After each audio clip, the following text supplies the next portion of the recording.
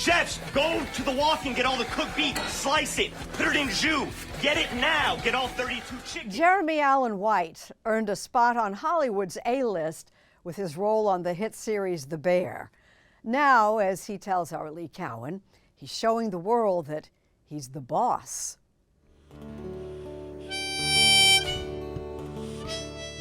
Asbury Park is a Jersey beach town with heart, history, and harmony, not to mention a voice.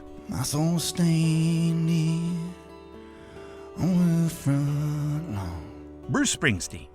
His presence can still be felt in all his old haunts. The Stone Pony, Wonder Bar, Madame Marie's.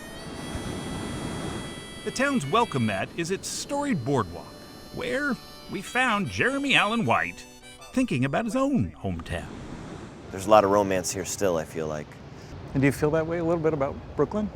I do, yeah. I always feel at home there. Had the Brooklyn boy come out here, say, 3 years ago, Sweet, nice to see you. he might have been just another tourist. My family's gonna freak out. But not anymore. Did you take my knife, chef? Did you take my pot, Jeff? His turn as the talented but tormented chef on the award-winning FX series The Bear has made the 34-year-old one of the hottest commodities in Hollywood.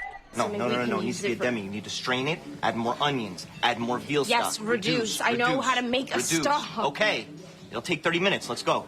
Early on, it strikes me that if you were just to read the script, it was kind of just a story about a sandwich shop. It was a hard You know what I thing mean? to explain, and it sounded something like that, you know. Yeah. Yeah, it's this like kid, he comes back, he's a chef, and he's like opening a sandwich shop.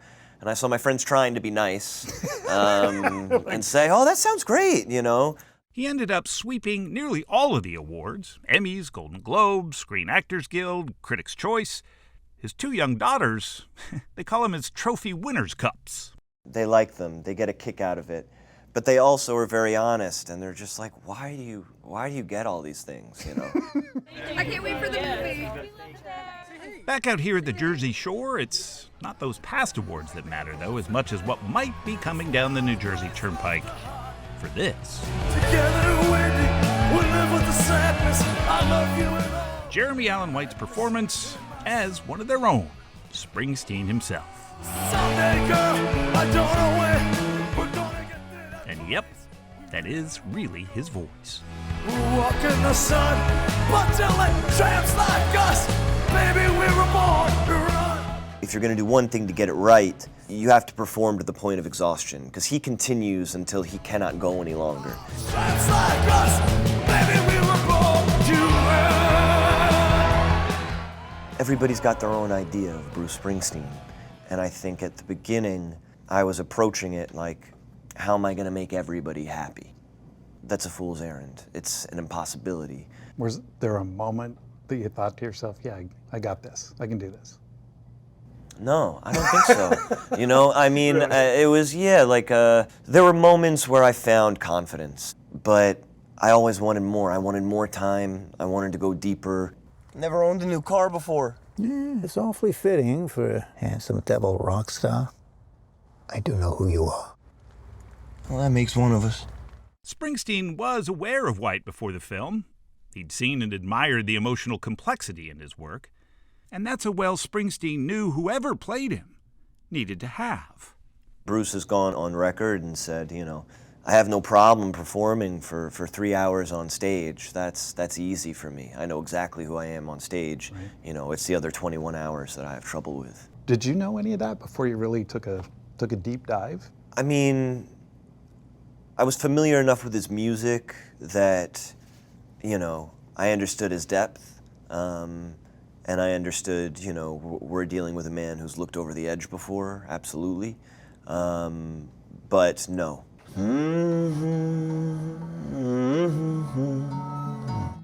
How's that sound? Looks about right. Don't need to be perfect. I want it to feel like I'm in the room by myself. Yeah. Let's try one.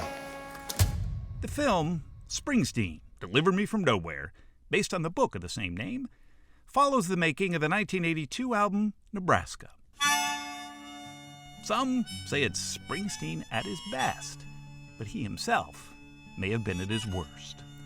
In his autobiography, he describes an emotional breakdown while at a Texas county fair. not long after Nebraska was finished. I've just pulled a perfect swan dive into my abyss. My stomach is on rinse cycle, and I'm going down, down, down. I just feel a need to get rooted somewhere before I drift into ether. And I asked him, what's that panic about?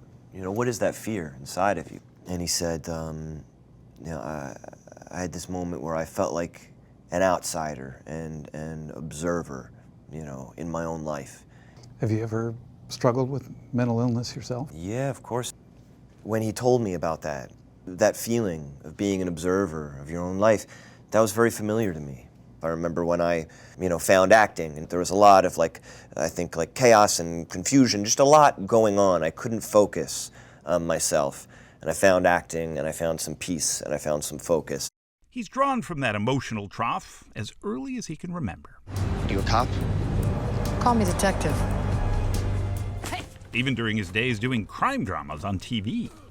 You were kind of looking for certain things. You weren't just looking for a job. Yeah, you know, I was very lucky. You know, I was a kid, so my first agents were kind of confused and upset with me for kind of having a standard for what I would go audition for. You know, I'd never done anything before, and I was 13, and they were like, just go on the audition, you know. Hell, it's not my fault. You know, I was born first, or more handsome, or smarter. One of those auditions landed him on Shameless. For 11 seasons, he played bad boy Big Brother and Brainiac, Lip Gallagher.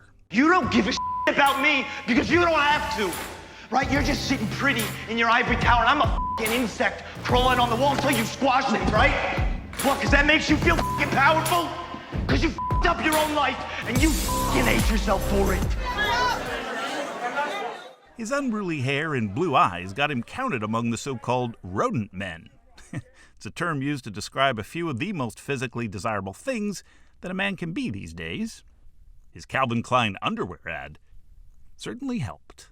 I'm just gonna pop into whatever he's doing, yeah. Before we left the shore, we stopped by the Stone Pony, where Jeremy Allen White tried to recreate on film Springsteen's early glory days. And Bruce was there like he was a lot of days, and he came out and he kind of introduced me to the audience, so he gave them to me all warmed up. They made me feel like a star for 3.5 minutes, and then our first AD would say cut, and they would go silent, and I remembered, I am not Bruce Springsteen, I am just an actor. A guy from Brooklyn playing a guy from Jersey. They both seemed to understand one another, and neither would change a thing. The ride is fun, but I'm filled up. I just want to work with people I admire and be able to keep doing what I love to do. That's what's important to me. So if all the fame and success ended after this film, you'd feel like... Can I still work? Yeah. Then yeah, I'm okay. Yeah, absolutely, yeah.